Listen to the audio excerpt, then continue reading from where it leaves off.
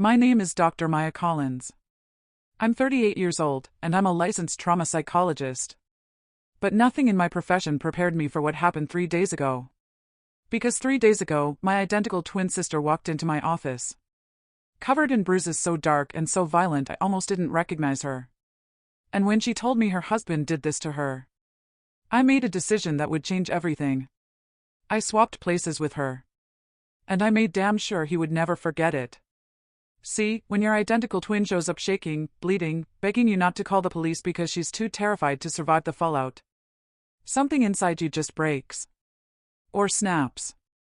Sometimes it's the same thing. I've spent nearly 15 years pulling trauma survivors out of emotional graves, guiding them back to the surface, teaching them how to breathe again. Never did I think I'd have to become a different kind of monster, just to save my own sister. But here we are. And I would do it all over again without blinking. If this story hits you anywhere in your chest, hit that like button. Subscribe so you don't miss the stories that matter. And comment where you're watching from. I want to see how far this message reaches.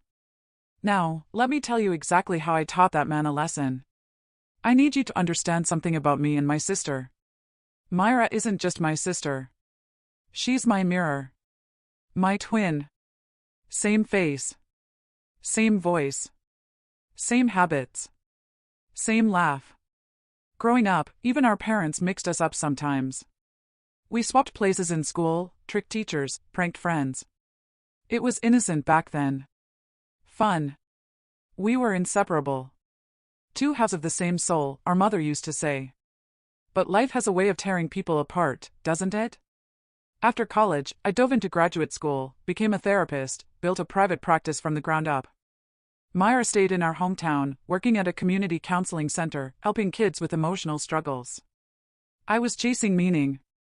She was chasing peace. A home. A family. Something softer than the world I lived in. And that's when she met Jason Hale. God. I should have seen it coming. I should have paid attention. But I was too busy treating patients, running sessions, managing crisis calls. Too busy being the strong one.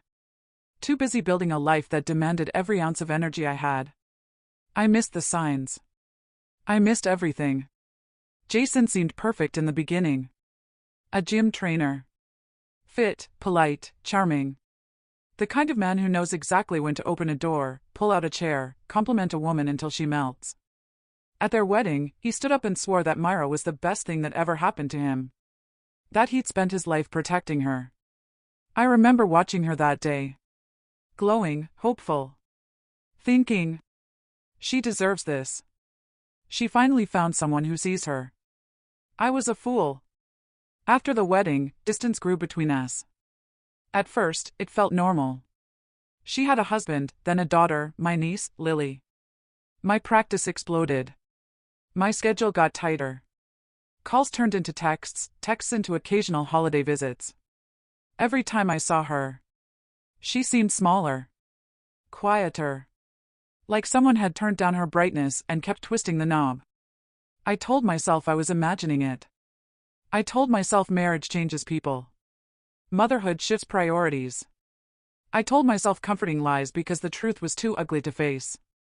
My twin, my other half, was falling apart. And I didn't see it. Not until 3 days ago. It was a Tuesday afternoon.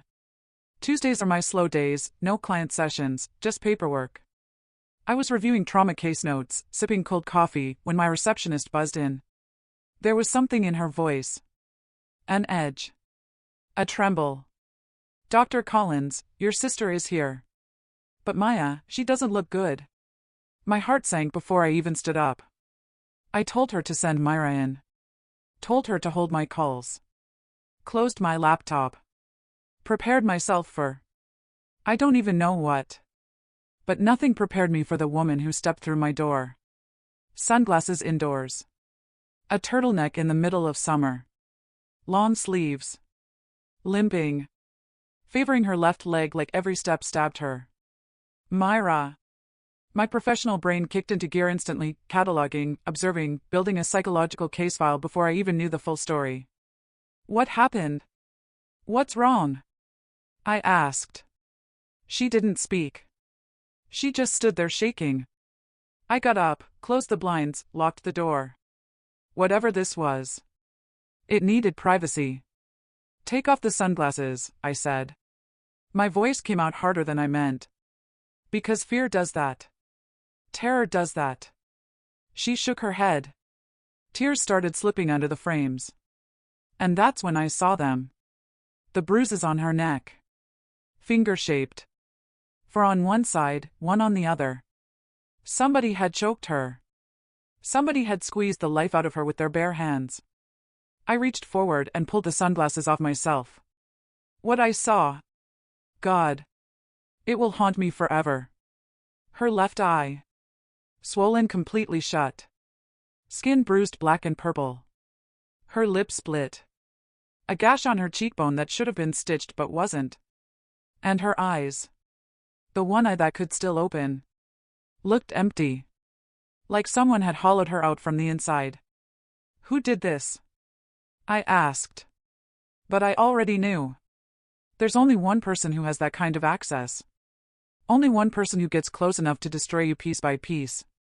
Maya, she whispered, voice shredded. Please don't call the police. He said if I ever told anyone, he'd kill me. Roll up your sleeves, I said. Not a request. An order. My therapist voice, the one that breaks through delusion, came out cold and sharp. She hesitated. And in that hesitation, I saw years. Years of fear. Years of obeying. Years of hiding. So I reached out and pushed her sleeves up myself. And what I saw underneath made something in me shatter. Maya, please don't call the police. He said if I ever told anyone, he'd kill me. Roll up your sleeves, I said. I wasn't asking. I was telling.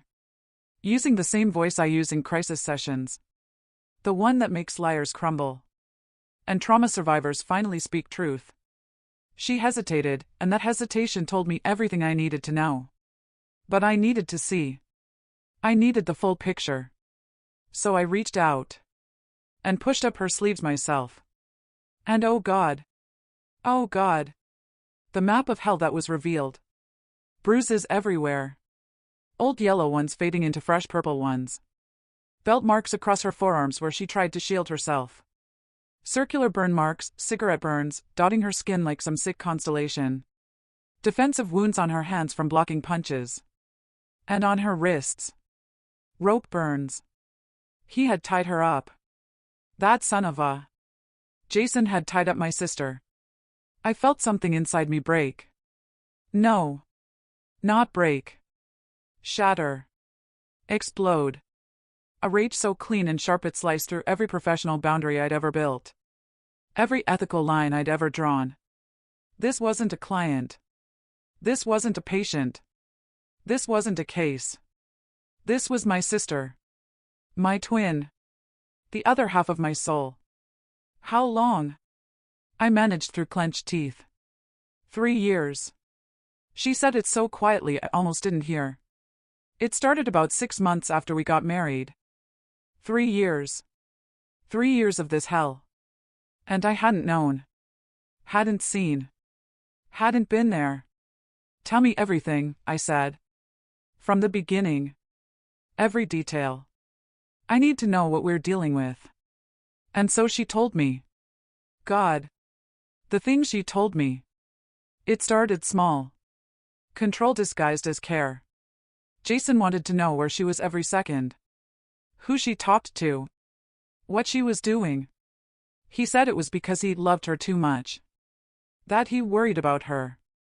Then he started criticizing her clothes. Too tight, too revealing. Making her look like she wanted attention.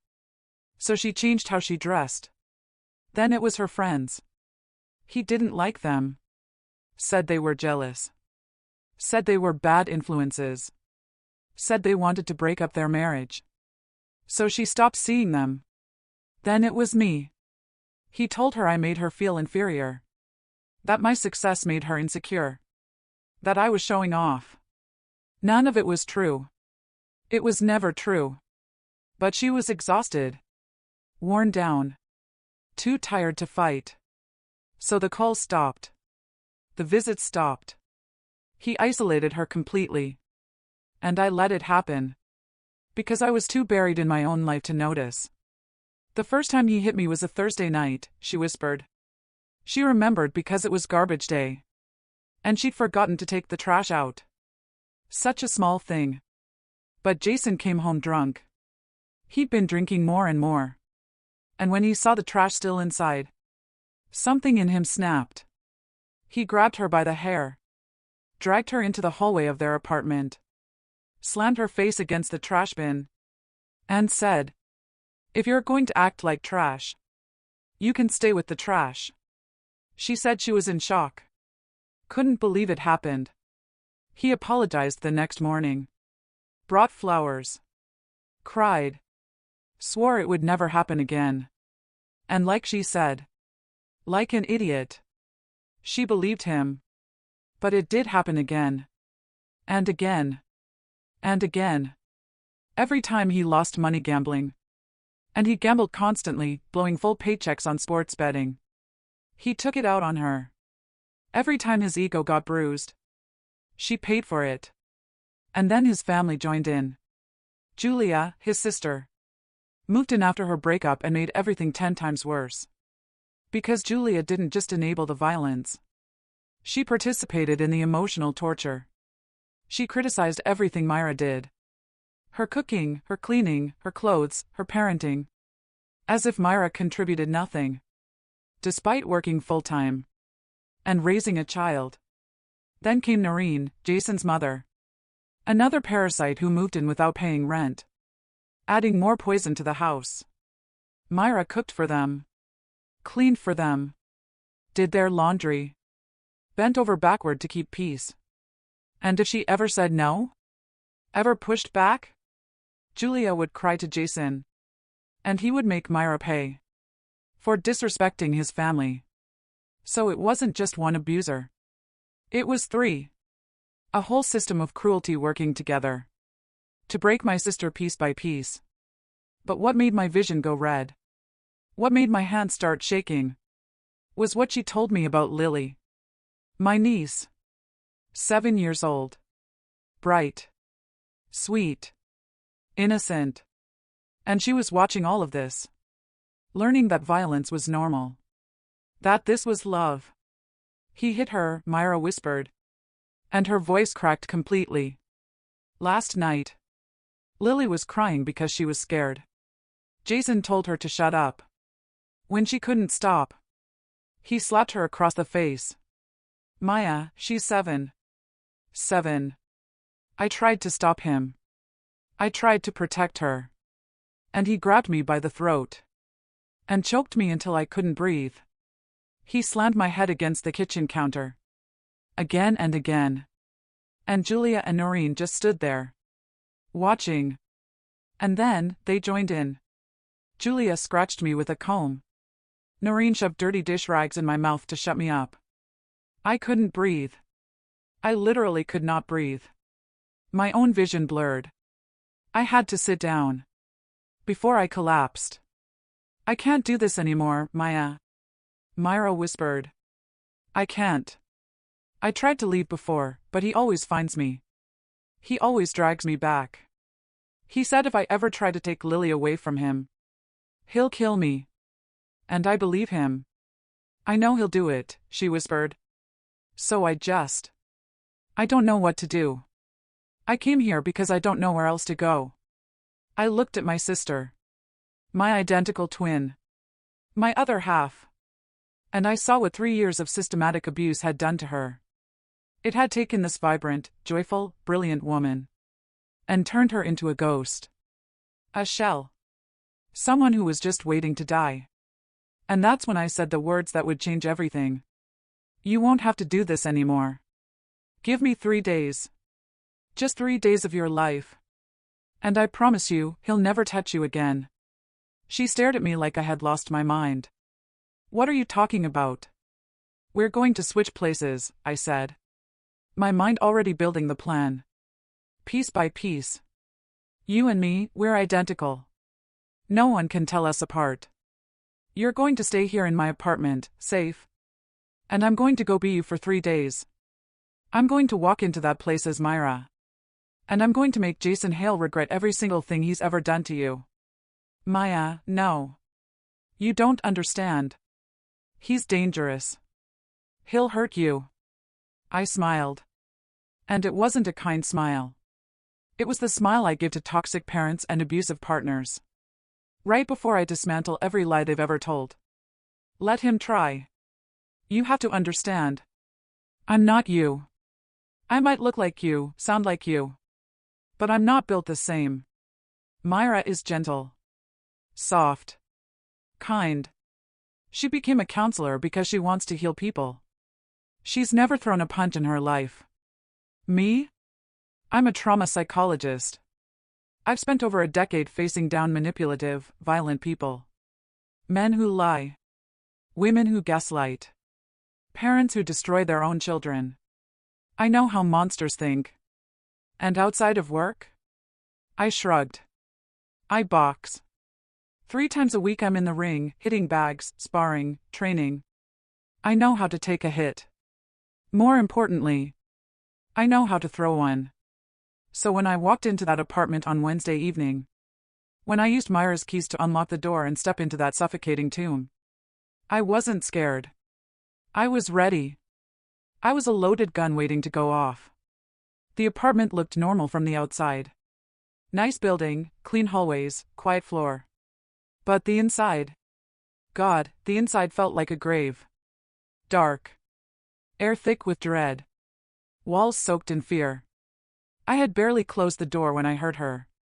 Noreen's voice. Sharp. Demanding. Cutting through the place like a blade. Myra, is that you? Where have you been all day? You know Jason comes home at 6 and dinner isn't even started. I inhaled. Channeled my sister. Made myself smaller. Shoulders hunched. Eyes lowered. I walked into the kitchen where Noreen was sitting at the table.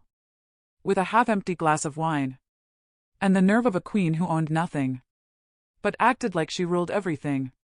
This woman had lived in my sister's apartment for 2 years. Contributing nothing. Yet complaining like she paid every bill. I'm sorry, I said softly, using Myra's voice. I'll start it now. You better, she snapped without looking up. And make something good this time. Last night's chicken was dry. I opened the fridge, cataloging everything I saw. Evidence. Always collecting evidence. I started cooking. That's when Julia appeared in the doorway. Exactly as Myra had described her. Overconfident. Lazy. Fake blonde hair. Permanent look of annoyance etched into her face. Oh good, you're finally home, she said, dropping onto the couch. Bring me a soda and some chips. I'm starving. I brought her the soda. As I handed it to her, I studied her face. Every detail. Every expression. Thinking about all the ways I was going to make her pay. Then Lily came downstairs. My heart cracked open all over again. She looked so much like Myra did at her age. Big curious eyes, soft curls, the kind of smile that could light up an entire building. Except, she wasn't smiling. She moved like a frightened animal. Quiet, careful, trying not to be seen. Mommy, she whispered when she saw me. I knelt down, opened my arms. And she ran into them. Shaking, trembling, clinging to me like I was the only safe thing in her world. And I made a silent promise right then. This ends now. No child should live in fear. Not in her own home. Not ever. At 8 o'clock, I heard the garage door open. Jason was home. Every muscle in my body tightened. Coiled. Ready. I was about to come face to face with a man who had spent 3 years terrorizing my sister. The man who had choked her. Tied her up. Slapped his 7-year-old child. The door slammed. He stumbled in, already drunk. I could smell the bourbon from across the room. Myra, he barked. Where's my dinner? He was tall. I'll give him that. 6'2", maybe 200 pounds. Gym-trained shoulders. Handsome in that predictable, gym bro way. The kind of man who performs kindness in public and becomes a monster in private. It's ready, I said quietly, placing his plate on the table. I'd made steak, mashed potatoes, green beans, and intentionally underseasoned everything. Not enough to expose myself, but enough to irritate him. He sat down, said nothing, acknowledged no one. Just cut into the steak and took a bite. Then his face twisted. What the hell is this? He spat the food back onto the plate. This tastes like cardboard. Can't you do anything right? Noreen chimed in immediately, like she'd been waiting for her cue. I've been telling you, Jason. She can't cook. She can't clean. I don't know why you keep her around. Julia laughed from the couch. Girl can't do nothing but make babies. Jason stood up. And that's when I saw it. The violence simmering just beneath the surface. I could feel it before he even took a step. He approached me where I stood by the stove. And his entire body language was predator. Shoulders tense, jaw tight, eyes full of entitlement. He was used to Myra shrinking, backing away, apologizing, begging. I didn't move. Didn't flinch. Just looked him dead in the eyes. I work all damn day, he growled, voice low and venomous. I put food on this table, clothes on your back, a roof over your head. And this is what you'd give me? Garbage? He raised his hand. I'd been waiting for this. 3 years of Myra's stories had prepared me. He always started with a slap. An open-handed strike meant to humiliate as much as hurt. His palm came toward my face, and I caught his wrist midair. The shock on his face was beautiful. Absolutely beautiful. He was a big man, used to overpowering a woman. 30 pounds lighter. But I work out. I train. I box. And more than that, I was fueled by 3 years of rage. I squeezed his wrist. Not enough to break it, but enough to hurt. Enough to let him know something was different. That the woman he thought he controlled was not the woman standing in front of him. Not tonight, Jason, I said softly, but with a razor edge Myra had never used. I've had a long day too. He tried to yank his wrist free. Couldn't. His face flushed. Embarrassment and anger twisting together into something dangerous. He used his other hand to try to pry me off. But I held firm. For 3 long seconds. Long enough to make my point. And then I released him. Jason stumbled back, cradling his wrist, staring at me like I had grown a second head. Noreen gasped. Myra! How dare you put your hands on my son? Julia sat up straight on the couch. Girl, you done lost your damn mind. But Jason just stared, breathing hard, calculating, trying to figure out what had changed, trying to figure out how to reassert control. He was used to winning, used to dominating. And I had just shown him. The game had changed. Dinner's getting cold, I said calmly. Y'all should eat. Then I walked away. Left them standing there. Confused. Angry. And for the first time in 3 years. Uncertain. Upstairs, I tucked Lily into bed. Read her The Paper Bag Princess. A story about a princess who saves herself. And doesn't need a prince at all. Seemed appropriate. She fell asleep clutching my hand. And I sat there watching her breathe. Thinking about all the nights. She fell asleep to the sound of her mother being beaten. Never again. Never. Again. Around 11 o'clock, I heard footsteps outside the bedroom door. 2 sets. Noreen. Julia. Coming to put me back in my place. I had been expecting this. Abusers hate losing control. And I hadn't just challenged Jason. I had challenged the entire ecosystem of abuse. I stepped into the hallway, closing the door behind me, so Lily wouldn't wake up. The two women stood there. Arms crossed. Faces hard. "We need to talk," Noreen said. "About what?" I asked, calm.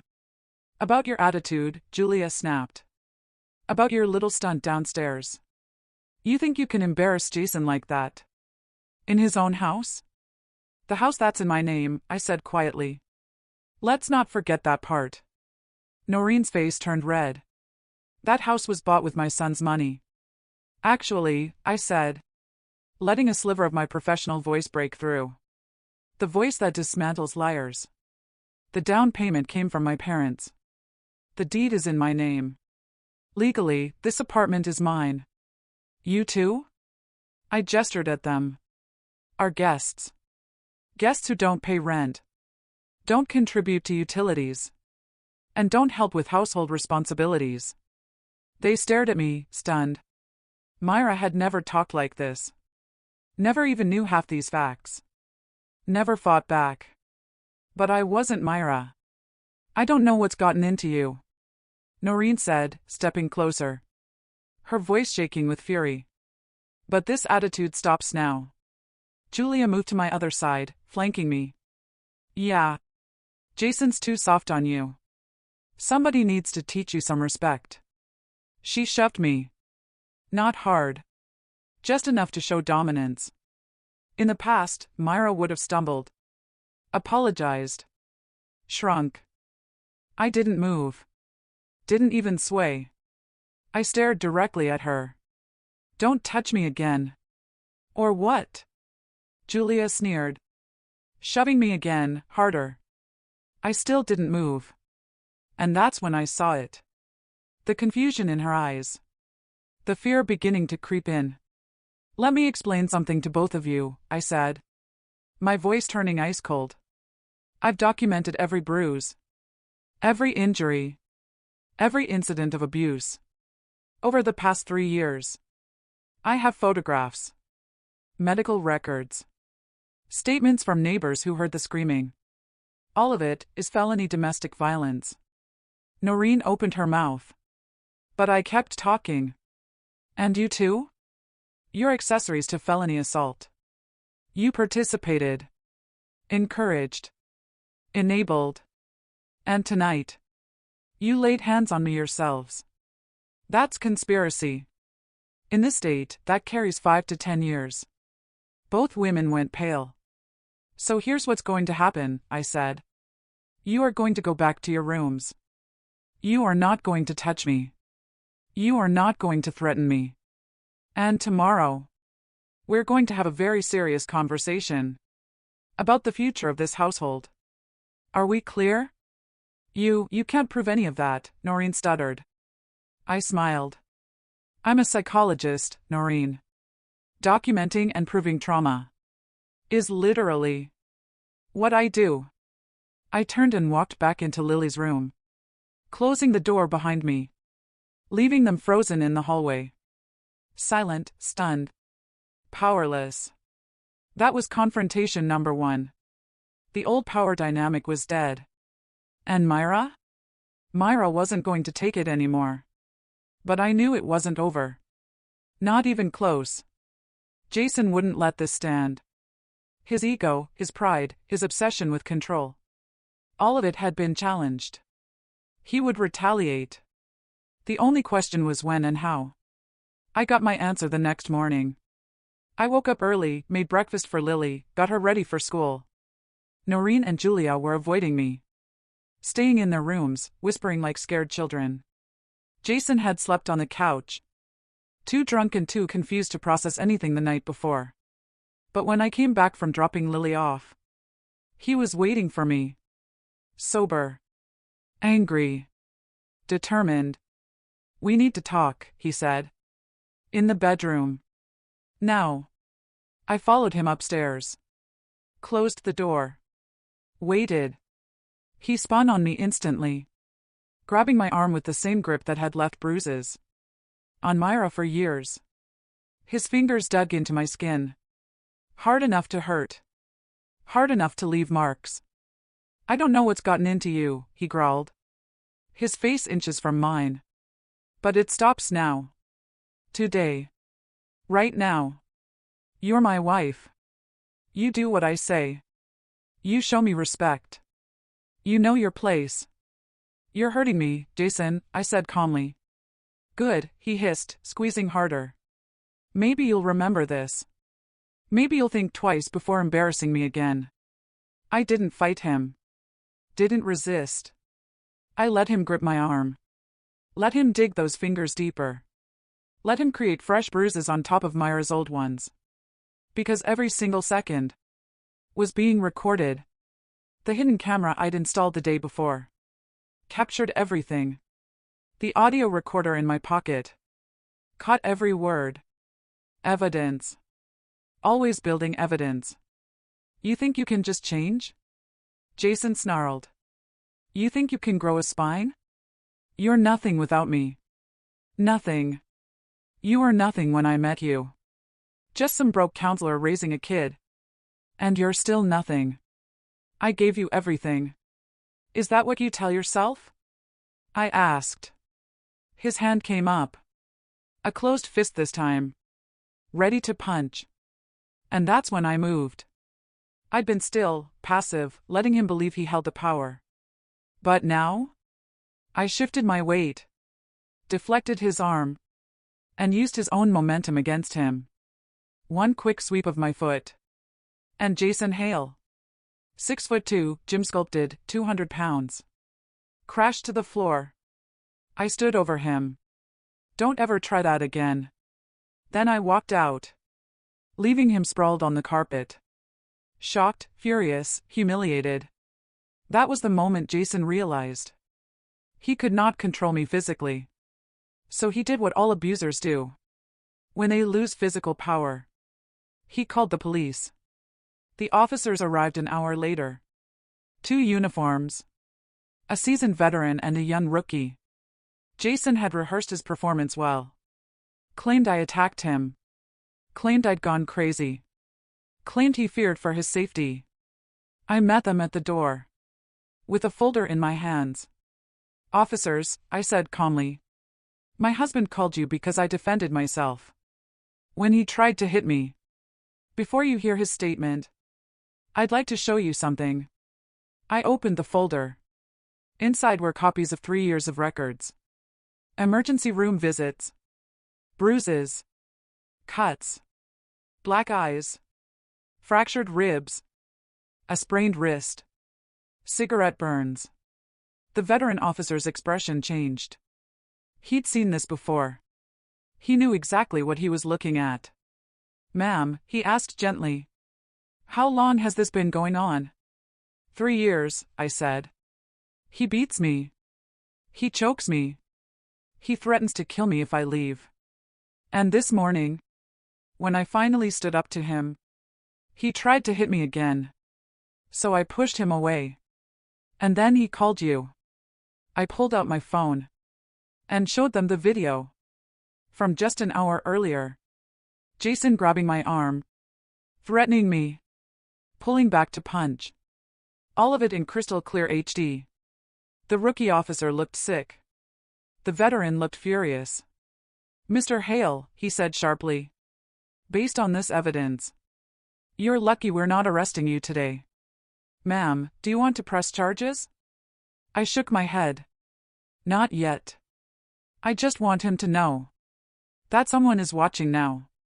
If he touches me again, there will be consequences. The officer turned to Jason, who had gone pale. Sir, we'll be filing a report. We'll be watching this address.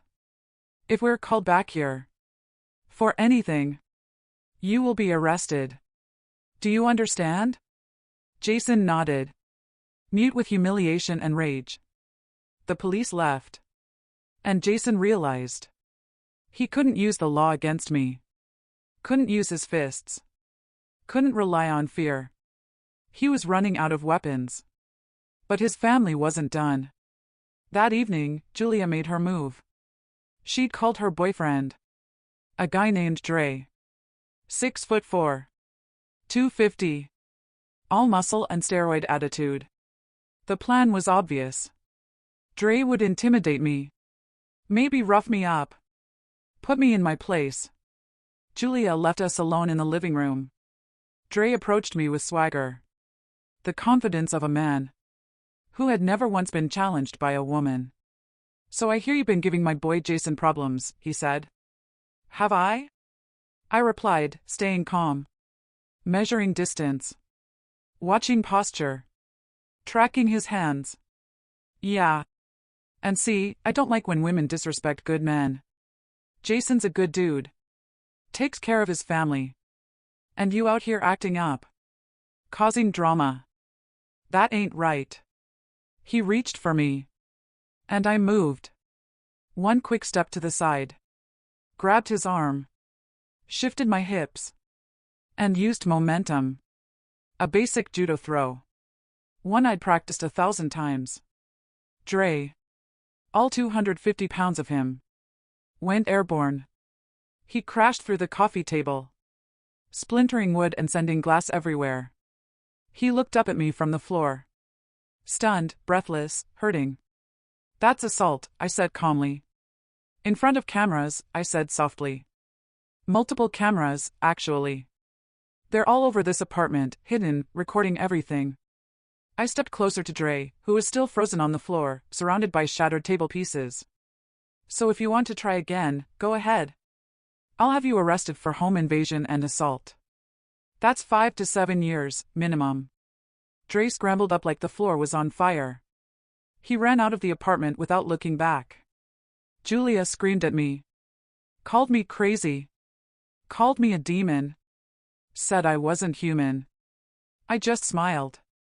You should probably start looking for a new place to live, I told her. Jason and Noreen had seen the entire thing. And I saw it in their faces. That flicker of fear. This wasn't Myra. This wasn't the woman they'd been abusing for 3 years. This was someone else. Something else. And they had no idea how to handle it. That night, I overheard them plotting. The hidden cameras and audio recorders I planted across the apartment picked up everything. The 3 of them huddled together in Noreen's room, whispering like criminals. We can't let this continue, Noreen said. This woman is tearing our family apart. What do we do? Jason whispered. We can't touch her. We can't call the cops. We can't intimidate her. We get rid of her, Julia said. Silence. Cold, heavy silence. Not like that, Noreen said quickly. But we need her gone. We need her removed from the picture. How? Jason asked. Noreen's voice dropped to a chilling whisper. Sleeping pills. We crush them. Put them in her coffee tomorrow morning. Once she's unconscious, we call mental health services. Tell them she's violent, unstable. They'll take her for psych evaluation. And while she's gone, she continued, you file for divorce. And sole custody of Lily. My blood ran cold. Not from fear. But from fury. They were planning to drug me. To have me institutionalized. To take Lily away from her mother. They had no limits. No boundaries. No conscience. Fine. Neither did I. The next morning, I watched everything unfold exactly as they planned. I watched Noreen crush 3 sleeping pills. Watched her stir them into my coffee. Watched her put on a fake grandmotherly smile and walk over to me. Here, sweetheart, she said sweetly. You look exhausted. This will help. I took the cup. Lifted it to my lips. Pretended to drink. Then quietly poured the entire thing into a nearby plant when no one was looking. I sat back on the couch. Pretending to get drowsy. Let my head droop. Closed my eyes. Slowed my breathing to a perfect fake unconscious rhythm. It's working, Julia whispered. Call the ambulance, Jason said. Wait, Noreen warned. Make sure she's really out. I kept breathing slow. Even. Convincing. Noreen walked over. Shook my shoulder. Myra? Myra, honey, can you hear me? I didn't move. Didn't react. She's out, Noreen said triumphantly. Call them now. That's when I opened my eyes. And sat up. The three of them jumped back like I'd risen from the dead. I didn't drink it, I said calmly. I watched you crush the pills, Noreen. Watched you stir them in. And I recorded every second. Their faces went white. Attempted poisoning, I said. That's a Class B felony. 20 years minimum. Noreen's smug expression shattered. I also recorded your little planning session last night, I continued. Conspiracy to commit forcible medical detention. Filing false reports to mental health services. Attempting to fraudulently institutionalize someone. I smiled slightly. Should I keep going? Because I can. I'm a psychologist. I know exactly what crimes you committed. They froze. All three. Pinned by their own fear. Here's what's going to happen now, I said, standing and grabbing my bag. I pulled out a thick folder. Tabbed, color-coded, perfectly organized. You're all going to sit at that table. And listen very, very carefully. They sat. Shaking. Because they had no other choice. I spread the contents across the table. Medical reports. Photos. Video footage on USB. Audio clips. Bank statements showing Jason's hidden debts. Documentation of every bruise, every injury, every threat, every assault. For the last 3 years. This, I said, gesturing at the mountain of evidence, is what I've built. 3 years of your crimes. And in the last 24 hours, I added more. Video of Jason assaulting me. Footage of Noreen attempting to poison me. Audio of all three conspiring to have me institutionalized. Jason's hands were trembling. Who are you? He whispered. I smiled. I'm Myra's twin sister, I said. Lena Hale. Licensed psychologist. And I've spent the last 3 days documenting every single crime you've committed against her. The color drained from their faces. You tricked us, Julia whispered. I did, I said. And every bit of evidence I collected is legal. Noreen burst into tears. Real tears. For the first time. You can't do this, she sobbed. You can't destroy our family. Your family? I laughed coldly. You destroyed your own family. When you tortured a woman for 3 years. When you beat her, choked her, burned her. When you slapped a 5-year-old child for crying. I pulled out another set of papers. Clean, crisp, ready. Divorce papers. Already filled out. Just missing your signature, Jason. I leaned forward. You have 2 choices. Just 2. You sign these divorce papers. Right now. My voice didn't rise. It didn't need to. You agree that full custody of Lily goes to Myra. No visitation rights. None. Jason swallowed, face pale. You will pay $3,000 a month in child support until Lily turns 18. That's 13 years. $378,000 total. I tapped the paperwork. The apartment stays with Myra. It's in her name anyway. You, your mother, and your sister have 24 hours to move out. And I'm filing a restraining order. 500 feet minimum at all times. Jason shook his head. We don't have that kind of money. I smiled. Not kindly. Yes, you do. I slid a stack of printed bank statements toward him. I've seen your accounts, Jason. You have about $40,000 in your 401k. And Noreen. I looked directly at his mother. Your late husband's workplace settlement? The $900,000 you have hidden in a jar wrapped in plastic behind the old paint cans in the shed? Noreen gasped, hand flying to her mouth. How did you? I'm thorough. They stared at me like I was some kind of demon. You'll liquidate assets, I continued. You'll borrow. I don't care how you get the money. But you'll get it. Because the alternative is prison. I leaned back. And trust me, prison is much, much worse. Silence settled across the room like a heavy fog. 3 abusers who had bullied and terrorized for years. Now trapped, cornered, powerless. You have until 5 p.m. today to choose, I said. If you agree, Jason signs these papers. We go to the bank. We set up the payments. I paused. If you refuse, or stall, or try anything stupid, I make one phone call. And you're all in handcuffs before dinner. I gathered my evidence, slid it into my bag, and stood. I'm picking up Lily from school. When I return, I want your decision. I walked out, leaving them trembling at the table. 3 days. In 3 days, I had taken apart an entire system of abuse. Brick by brick. But the final act was still waiting. I picked up Lily and brought her to my apartment. The real one. Where Myra was waiting. The reunion shattered me.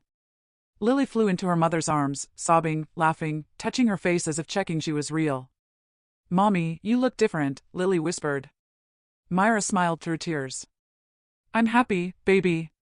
I'm finally happy. We let Lily watch cartoons while Myra and I talked. It's almost over, I said. By tonight, you'll be free. Legally. Officially.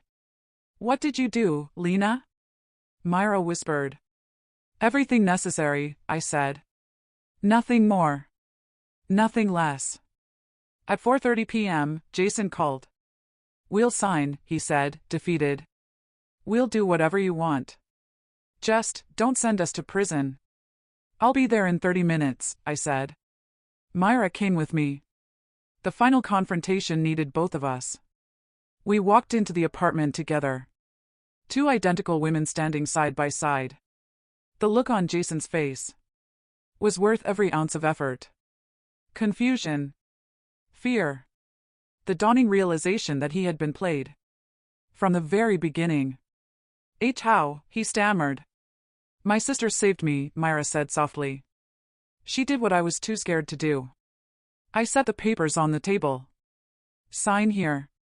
Here. And initial here. Jason picked up the pen. Hands shaking violently. He looked at the papers. At Myra. At me. I could kill you for this, he muttered. I leaned forward. Try it. Please. Give me a reason to bypass civil court and walk straight to criminal charges. I'm begging you. His eyes filled with fear. And he signed. Every page. Every line. Every initial. Next was Noreen. She signed an agreement to vacate the apartment, surrender any claim, and stay away permanently. You're evil, she spat. You're a devil. No, I said evenly. I'm justice.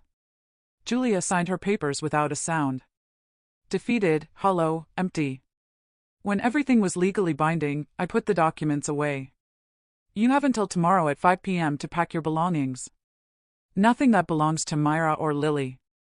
If you're still here after 5, the sheriff will remove you. Jason stood. A big man. And for a moment I thought he might try something. I hoped he would. But he didn't. He just looked broken. Who are you? He whispered. What kind of person does this? The kind who loves her sister, I said. The kind who protects her family. The kind who doesn't let monsters win. I took Myra's hand. Come on. Let's go home. We walked out, leaving 3 years of hell behind. The next day, I returned with a sheriff's deputy. The apartment was empty. They were gone. Good.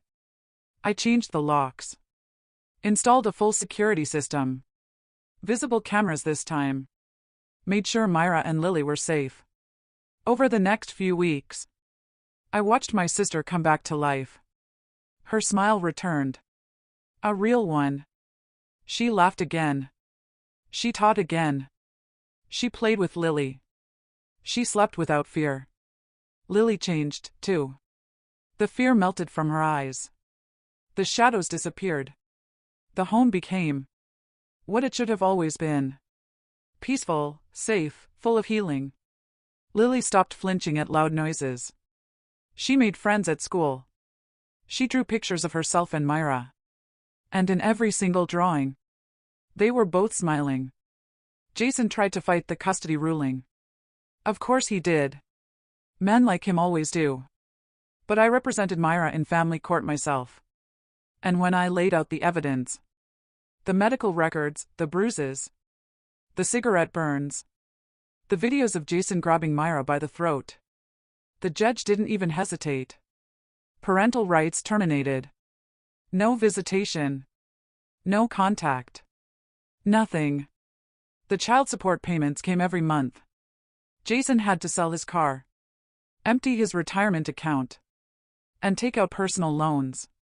Good. Let him know what it feels like to have nothing. Noreen filed for bankruptcy after liquidating her hidden savings.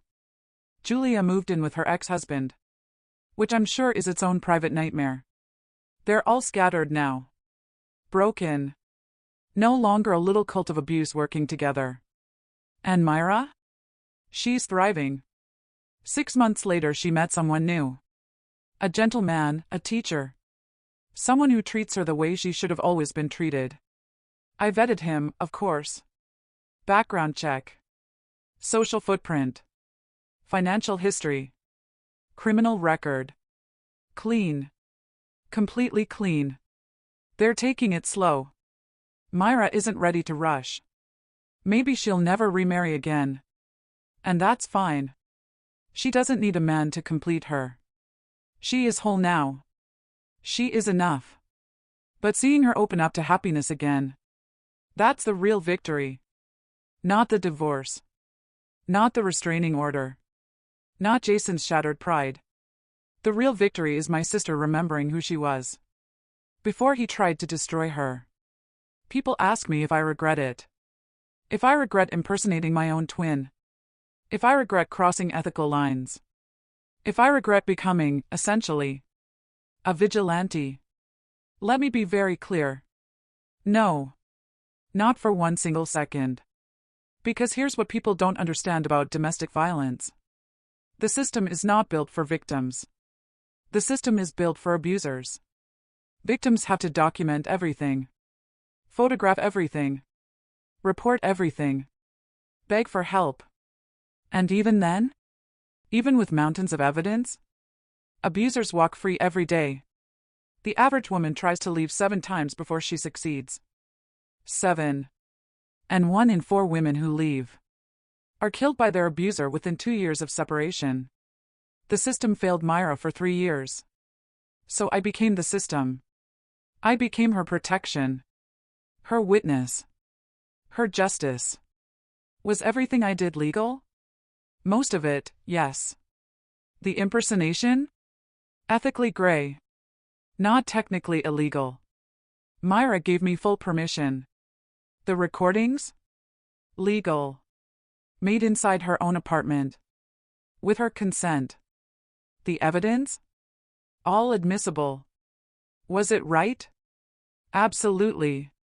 Without question. What matters more? Following every technical rule of professional ethics? Or saving a woman's life? Protecting a child from growing up in violence? Don't answer. I already know. And I know what some of you are thinking right now. You went too far. You should have called the police. Filed a report. Worked through the proper channels.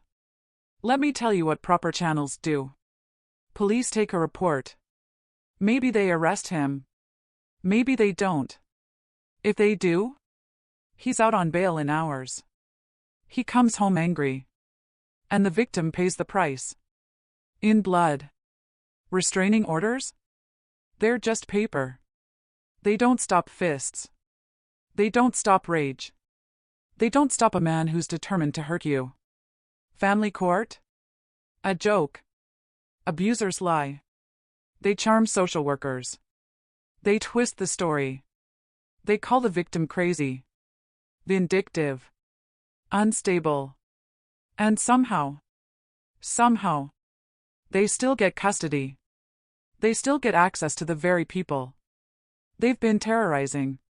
So no. I don't regret stepping outside the system. Because if I hadn't, Myra would still be living in that apartment. Still being beaten. Still being strangled. still being controlled. And Lily would still be growing up, believing violence is love. I broke that cycle. In 3 days. I broke a cycle that could have lasted generations. Last week, Lily said something to me. We were at the park. Me, Myra, and Lily. Eating ice cream on a bench. She looked up at me with those big brown eyes and said, Aunt Lena, thank you for saving my mommy. I asked her what she meant. And she said, I used to be scared all the time. Scared of Daddy. Scared of Grandma. Scared to laugh. Scared to make noise. But I'm not scared anymore. Mommy's not sad anymore. And it's because of you. That's why I did it. For that moment. For a 7-year-old girl. Who can finally just be a child. And now I want to speak directly to anyone watching this, who might be living the way my sister lived. Maybe you're being hurt by someone you love. Maybe you're trapped. Maybe you've tried to leave. Maybe you're terrified to try again. Maybe your abuser is sitting in the next room right now. And you're praying they don't hear this video. Listen to me carefully. You deserve safety. You deserve peace. You deserve a life without fear. You deserve better. He has told you lies. You'll never survive without me. No one else will want you. You're nothing. You're crazy. It's your fault. You can't leave. I'll take the kids. I'll hurt your family. I know every word of that script. I've heard it too many times. But here's the truth. You are not trapped. You are not worthless. You are not alone. You are not powerless. And you are not crazy. There is a way out. There is always a way out. I know all of this because it's the same playbook every abuser follows. They're not creative. They're not original. They all operate from the same script. Isolate. Control. Abuse. Threaten. Repeat. But here's what they don't want you to know. You can escape. You can survive. You can rebuild. It won't be easy. It will be the hardest thing you've ever done. You'll need help from family, friends, therapists, domestic violence organizations, legal aid teams. You'll need to plan quietly, strategically. You'll need to document everything. But it's possible. I know because I watched my sister do it. And I helped her do it. And listen, if you don't have a twin sister like me to swap places with you, that's okay. You can be your own hero. Start small. Take photos of every bruise. Every smashed object. Every threatening message. Every injury. Email them to a trusted person. Or upload them to a cloud he doesn't know about. Build your evidence. Reach out to domestic violence organizations. They have shelters, emergency beds, legal advocates, safety planning experts. They're trained for this. Let them help you. Talk to a lawyer, plenty offer free consultations for DV victims. Learn your rights.